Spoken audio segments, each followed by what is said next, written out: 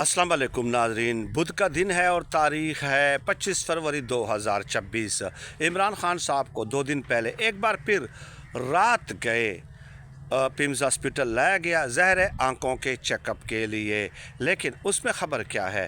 ख़बर यह है कि देखिए, एक एडिशनल टेस्ट भी इमरान खान साहब के दिल का साथ हुआ है। वो टेस्ट कैसा रहा है उस हवाले से मैं आगे चल के बताऊंगा। लेकिन इस बार जब इमरान खान साहब को आंखों के इलाज के लिए या ट्रीटमेंट के लिए या प्रोसीजर के लिए जब लाया गया तो इंतज़ामात पहले से कतअन मुख्तलिफ थे।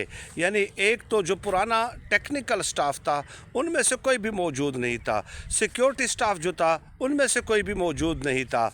Each and everything was changed, तमाम का तमाम स्टाफ चेंज कर दिया गया था। सिर्फ डॉक्टर आरिफ साहब थे, वो तो ज़ाहिर है पुराने जो इंतज़ामात थे उसमें भी शामिल थे, और इसके अलावा 2 मज़ीद डॉक्टर्स ऐड किए गए क्योंकि ज़ाहिर है इस बार दिल का भी टेस्ट कंडक्ट करना था। अब उस हवाले से हमारे दोस्त भी हैं बड़े अच्छे, हमारी दुआ सलाम है असदुल्ला खान साहब। उनका ये कहना है कि डॉक्टर्स ने जो पिछली बार कहा था कि इमरान खान साहब जब ग्लासेस लगाते हैं तो उनके आँख की बिनाई जो है वो 6/9 है, और ये दुरुस्त नहीं कहा था। असदुल्ला खान साहब के बकौल उनकी जो आँख की बिनाई है वो 6/12 है, 6/12। यानी असदुल्ला खान साहब ये कहना चाह रहे हैं कि एक डॉक्टर जिसका ये प्रोफेशन है कि वो एक अपने पूरी दियानतदारी के साथ रिपोर्ट में अपनी राय का इजहार करेगा, उसने सिर्फ ये तासुर देने के लिए कि आँख का मसला इतना संगीन और क्रिटिकल नहीं है इसलिए 6/9 कह दिया था, लेकिन दर हकीकत ये 6/12 है। तो ये वाक़तन एक बहुत बड़ी बात है कि डॉक्टर को, क्योंकि देखिए डॉक्टर्स का वास्ता बराह रास्त इंसानी जानों के साथ होता है ना। डंडी तो किसी को भी नहीं मारनी चाहिए, बददियानती तो किसी को भी अपने शोबे के साथ नहीं करनी चाहिए, लेकिन डॉक्टर्स का मामला तो इंतहाई हसास नोयत का है। तो अगर उन्होंने ये काम किया है तो इस पे अफसोस ही किया जा सकता है। और अब आ जाते हैं कि इमरान खान साहब के दिल के भी ECG जो है वो भी कंडक्ट किए गए, टेस्ट किए गए। तो उसमें यह है कि इमरान खान साहब का जब ECG किया जा रहा था तो उस वक्त इमरान खान साहब बिल्कुल नॉर्मल मोड में थे। इमरान खान साहब पुरएतमाद पुरयकीन थे कि उनके दिल का कोई मसला नहीं होगा इंशाअल्लाह, और वो खुशगवार मोड में डॉक्टर्स के साथ और स्टाफ के साथ बात भी कर रहे थे। और फिर वही हुआ, इमरान खान साहब के ECG टेस्ट बिल्कुल क्लियर आए अल्हम्दुलिल्लाह, उसमें किसी किस्म का कोई मसला डिटेक्ट नहीं हुआ। देखिए, बीमारी तो किसी को भी किसी वक्त आ सकती है, तकब्बुर सिर्फ अल्लाह पाक की ज़ात के लिए है, लेकिन इमरान खान साहब अपनी फ़िटनेस का तो ख्याल रखते हैं ना।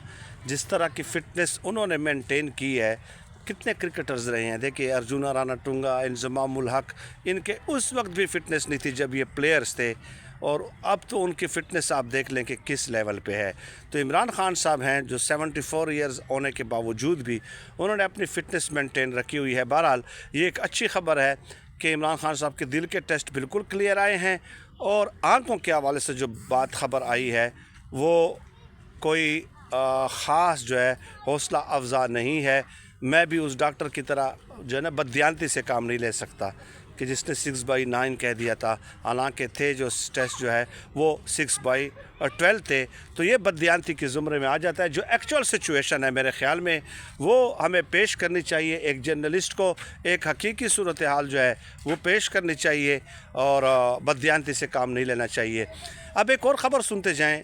लतीफ़ कोसर साहब जो हैं उन्होंने सुप्रीम कोर्ट में ये दरख्वास्त दी थी कि इमरान खान साहब का इलाज जो है ज़ाती मुआलजीन को भी उसमें शामिल किया जाए।